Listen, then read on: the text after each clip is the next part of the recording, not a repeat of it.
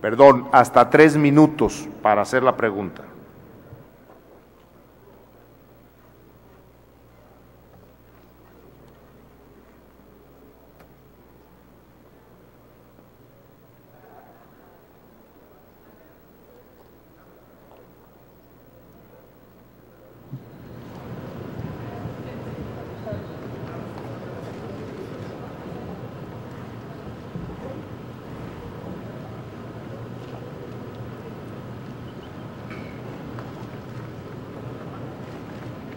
Señor secretario, la falta de un proyecto integral de desarrollo social ha generado un aumento de la pobreza entre 2006 y 2009.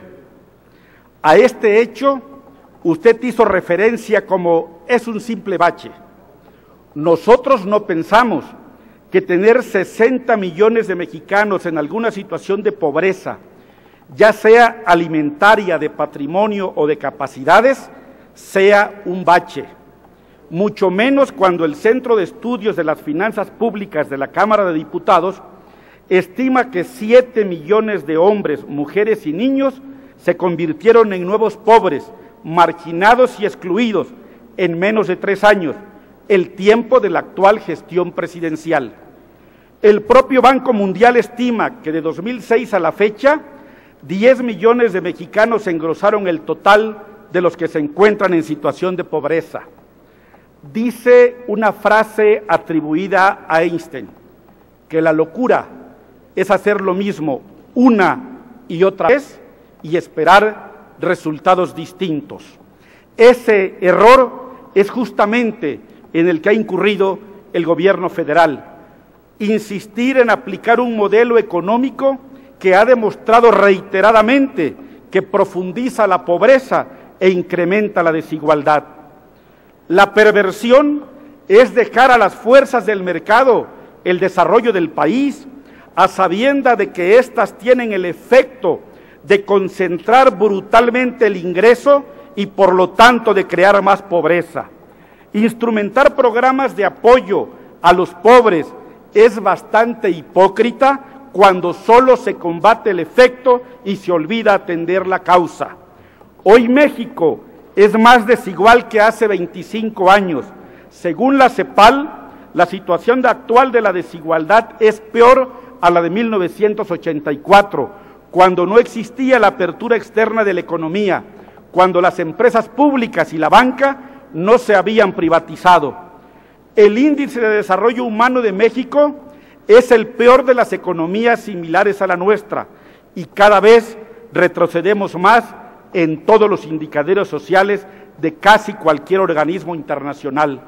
Por eso le pregunto, señor secretario, ¿a qué atribuye usted la terrible desigualdad que existe en el país? Porque de esa respuesta habremos de entender la propuesta para resolverla.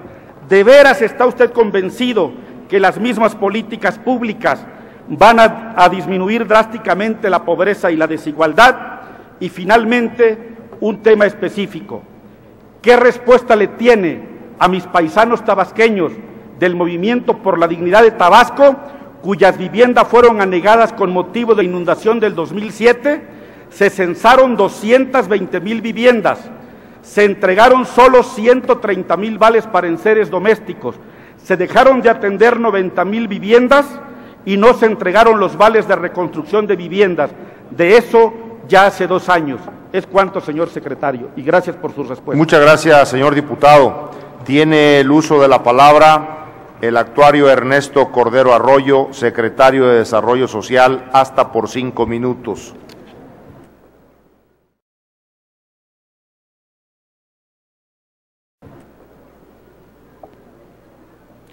Gracias, señor presidente. Sin duda, para el gobierno federal, el incremento en la pobreza no es un simple bache. Es un tema que nos preocupa y nos ocupa. La prioridad del presidente Calderón en el paquete económico que fue enviado a su consideración así lo demuestra. El crecimiento más importante que trae este paquete de egresos de la Federación 2010 es precisamente apoyar los programas de política social. Les estamos proponiendo aumentar un presupuesto importante por el programa Oportunidades y el programa alimentario, porque consideramos que son los mejores vehículos para poder enfrentar la situación que enfrentan las familias más pobres de México en este momento. Independientemente de que seguramente se escucharán puntos de vista, pero esta es una propuesta seria y es una propuesta que esperamos sea valorada con todos sus méritos. Lo que diría de las acciones del gobierno federal ante la peor crisis económica mundial de las últimas décadas es que fueron decisiones y fueron acciones que, si bien no ayudaron a mitigar por completo los efectos de una crisis, en ninguna parte del mundo fue esto posible, sí ayudaron en buena medida. Y mencionar algunos ejemplos y algunas comparaciones. En la crisis de 1995, el saldo de la crisis del 95 fueron 15 millones más de pobres.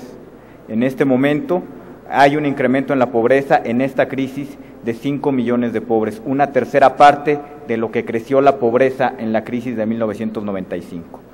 En la crisis de 1995 hubo una caída de 6 puntos en el crecimiento del PIB, hubo una caída del PIB del 6%, y el empleo cayó también en la misma proporción, fue 1 a 1, por cada punto que cayó el PIB, cayó 1 punto el empleo en el país. En este año tuvimos una caída del 10% en el peor de los trimestres, y sin embargo la caída en el empleo fue casi de la mitad, fue de cerca del 5%.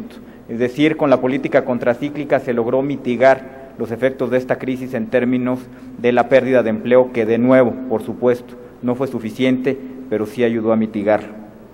Con respecto a los esfuerzos de este gobierno en mejorar las condiciones de vida de los mexicanos más pobres, les mencionaría que, si bien los indicadores que reportan ustedes con mucha precisión y con mucha claridad son indicadores del poder adquisitivo de las familias mexicanas más pobres, lo que demuestran es que el precio de la comida subió cerca de un 20 y tantos % cuando la inflación creció a un 9%, es decir, el precio de la comida creció más rápido que los niveles de inflación general. Y por otro lado, el nivel de ingreso de las familias disminuyó como consecuencia de la crisis alimentaria. Es evidente que el poder adquisitivo de estas familias se vio erosionado de manera muy importante. Por eso aumentamos en un 60% el paquete alimentario del gobierno federal el año pasado, y por eso estamos sometiendo a su consideración el incrementar los programas alimentarios del gobierno federal, precisamente para eso, para enfrentar esta necesidad que enfrentan las familias mexicanas más pobres. Si medimos algunos otros indicadores, que probablemente en alguna otra de mis intervenciones profundice, algunos otros indicadores que miden la acción social directa de los programas de gobierno, veremos que en esos indicadores hay avances, y estos indicadores también los reporta el Coneval en su evaluación a la que ustedes hacen referencia. Hay una mejora importante en la dotación de servicios básicos, hay una mejora importante en acceso a la educación, hay una mejora importante en acceso a servicios de salud, hay una mejora importante también en el acceso a la vivienda. Todos estos indicadores que, si bien no se reflejan en un indicador de poder adquisitivo, sí refleja el mejoramiento en las condiciones de vida. Quizá uno de los indicadores más agregados y que refleja en una mejor medida el bienestar social de una población es el indicador del índice de desarrollo humano, al que hizo referencia el diputado Jiménez. Este indicador es un indicador que mide el Programa de Naciones Unidas para el Desarrollo, muestra que México ha venido avanzando consistentemente en mejorar las condiciones de vida de sus habitantes. En este momento México es considerado como un país de ingreso medio, y es un país, y este indicador, México se encuentra probablemente en los países a los cuales nos podemos comparar, que son los países latinoamericanos y algunos países de la anterior Unión Soviética y países del centro de Europa. Nos encontramos con índices de desarrollo humano comparables con los suyos. Esta medida mide no nada más ingresos, sino también mide acceso a educación y acceso a salud, y es un indicador un poco más fidedigno de las condiciones de vida de los mexicanos, y este indicador ha venido avanzando consistentemente en todo el país.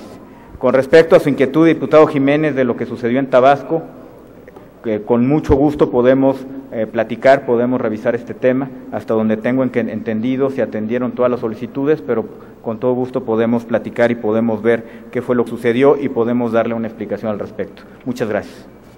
Muchas gracias, señor secretario. Tiene la palabra hasta por 5 minutos para hacer comentarios el diputado Pedro Jiménez León, del Grupo Parlamentario de Convergencia.